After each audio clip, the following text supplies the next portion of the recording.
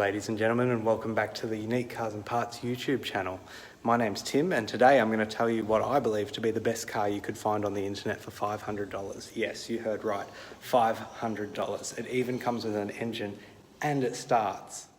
It's a 1990 Mazda 626 sedan, 2.2 litre 4-cylinder with only 57,000 kilometres on it.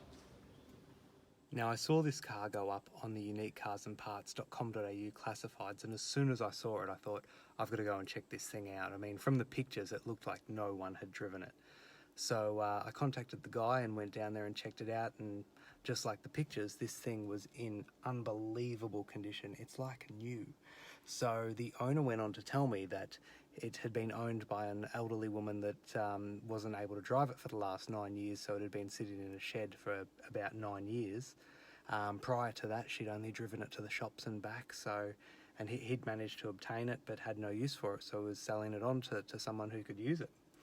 So I checked it out, and sure enough, only 57,000 kilometres on it, and he offered to start it up for me, and engine started, so I just couldn't believe it. So I didn't negotiate. I just gave him the $500 and had to organise a trailer to get it back to my place because obviously it's not registered. So we couldn't drive it on the road, but we got it back here, and I'll just show you a little bit of the car and the condition that it's in.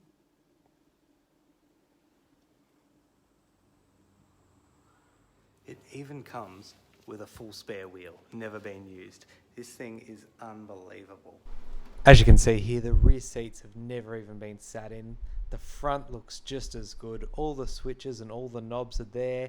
Everything works that I've tested so far, so pretty bloody good for $500. The front is just as good. There's no dents, no marks, no scratches. Tiny bit of paint missing off the front there, but otherwise all good. It even came with the logbooks and the service history. When do you ever find a car for $500 that has a full logbook history? So what did I even buy this car for? Well, I actually bought it for my dad, who plans to drive it all the way to Cairns. And I said, Dad, you know Cairns is over 1,700 kilometres away because I'm based here on the Gold Coast. And he said, yep, that's what I want to drive to Cairns. So who knows if it's reliable enough for that, but I guess we'll have to stay tuned to find out.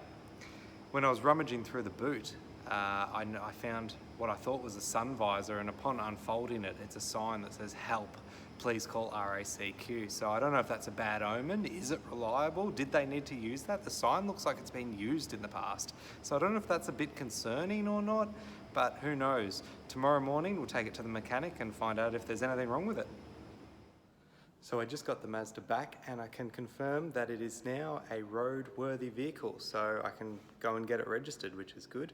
It did need the brakes done because they hadn't been done for so long and it had been sitting for so long.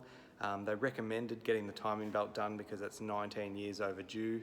It was 14 years overdue for a service, so they gave it a quick service, but other than that, just brakes and a service and a roadworthy, totaling about $1,200. So currently the car's sitting at about an $1,800 cost, which is still pretty cheap considering how good it is. So off I go to get it on the road tomorrow morning, and happy days. Remember to like us on Facebook, follow us on Instagram, and keep watching. Subscribe to the YouTube channel because the next video will be of the road trip to Cairns in the $500 car.